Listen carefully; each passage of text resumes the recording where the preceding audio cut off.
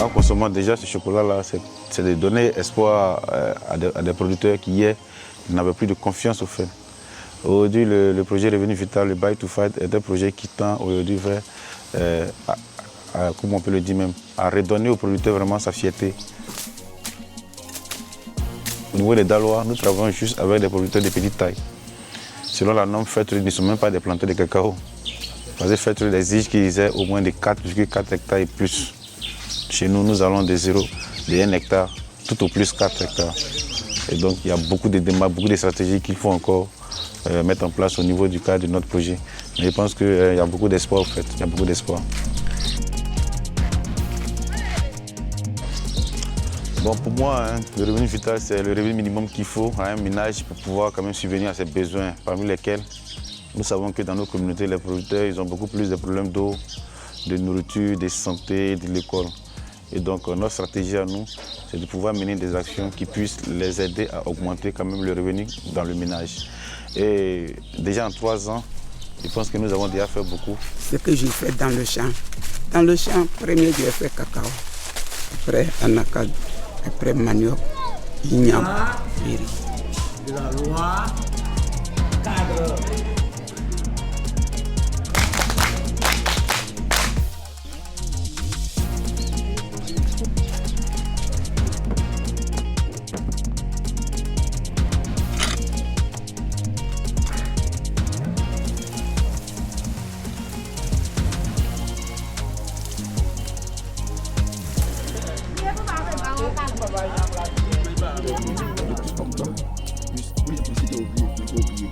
Donc déjà ce que tu as vendu là. Pour payer l'engrais là, actuellement il n'y a pas l'argent. Donc si tu fais compost, ça peut t'aider de ne pas payer trop. En mathématiques, on définit des barres, des limites, mais dans la vie réelle, le coût de la vie change.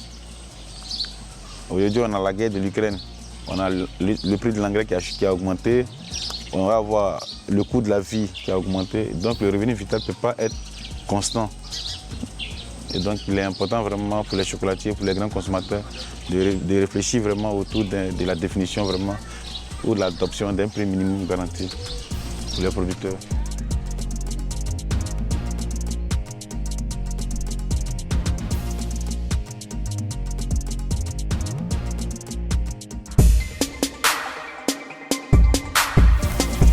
À la saison des pluies, quand tu plantes le cacaoyer, en 3 mois, le cacao là va te dépasser. Mais quand ils vont dire septembre, octobre, novembre, décembre, janvier, février, souvent mars même, il n'y a pas plu. En avril, 6 mois de saison sèche. Du coup, vraiment, tu peux voir un peu, hein. Ici, là, c'est soleil, là, tu as fait ça, hein. Ça, là, même est mort. Tu as vu ça? Ici, là, tout était fermé. C'est le soleil, tu as fait ça, vous voyez. Parce qu'il n'y a pas arbre d'ombrage ici. Donc cette année, on va planter un ici. Dans les plantations, la plupart des producteurs ils perdent chaque année au moins 1/3 de leur superficie due à la sécheresse. Avec l'intensification des plantations, nous sommes arrivés à un niveau où nous avons quand même détruit une bonne partie de nos forêts. Et donc l'agroforesterie aujourd'hui, c'est de faire une agriculture, mais au même moment que nous faisons l'agriculture, que nous devons aussi penser à protéger la nature, en fait. C'est l'année écoulée, là il a plu. Il n'y a pas eu assez de dégâts, mais l'année passée, et donc la pluie en Côte d'Ivoire, vraiment c'est un peu compliqué, hein. On ne le maîtrise plus. Nous-mêmes, on ne le maîtrise plus. Voilà. Nous prions seulement. Aujourd'hui, on essaie quand même d'aider les producteurs à converger vers des systèmes améliorés, hein, des systèmes d'agriculture durable. La coopérative met en place des plans d'ombrage. Et donc ces plans-là sont distribués aux producteurs. Et on s'est dit, par exemple, si dans 5 ans, ces arbres-là arrivent quand même à atteindre un niveau de croissance quand même maximal, ils pourront quand même aider le cacaoyer à renouveler son niveau, sa canopée. Ce projet de reboisement, on va également sauver l'agriculture, on va aussi favoriser la pluie et on va aussi réduire quand même le CO2 qui est emmagasiné aujourd'hui au niveau de l'atmosphère. Une forêt restaurée va Voilà un peu ce que moi je pense, quoi.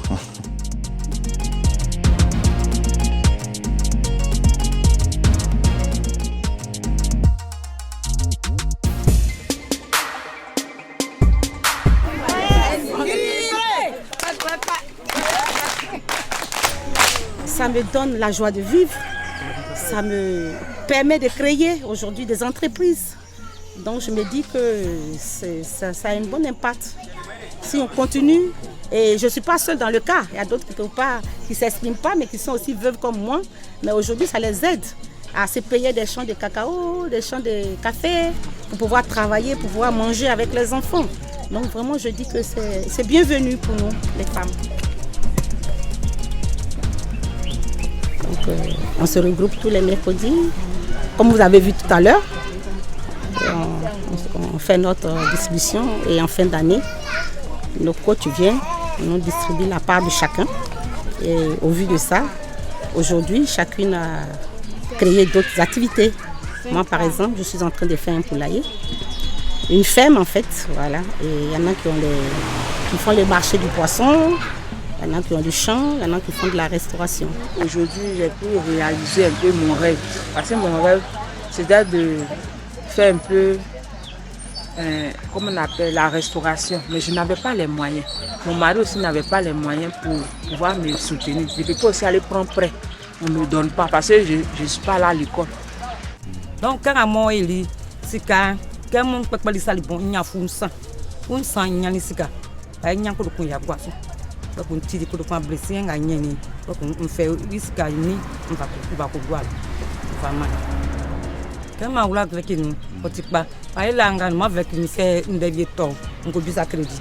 Mais quand on a avec une ça crédit, on fait gagner au moment où on fait ça. On fait crédit. La cérémonie, en fait, c'est parce que pour la gestion d'argent, il faut une confiance. Donc, les quêteuses sont à part. La cérémonie, c'est-à-dire la caisse a 3 clés. Chacune garde les clés et ils vont chez eux avec. Et une garde la caisse. Les 3 dames, chacune a une clé. Les 3 dames sont présentes et elles ouvrent les clés chacune. En présence de tout le monde, pour avoir la transparence en fait. L'autonomisation de la femme, de se mettre ensemble pour apprendre à se débrouiller sans nos hommes, par exemple. C'est ce que nous on retient. Nous donner l'envie de se battre et aider nos époux. Donc par rapport à avec, j'ai pu scolariser mes 3 enfants. Voilà, celle qui est en 3e, j'ai pu payer aussi ses frais.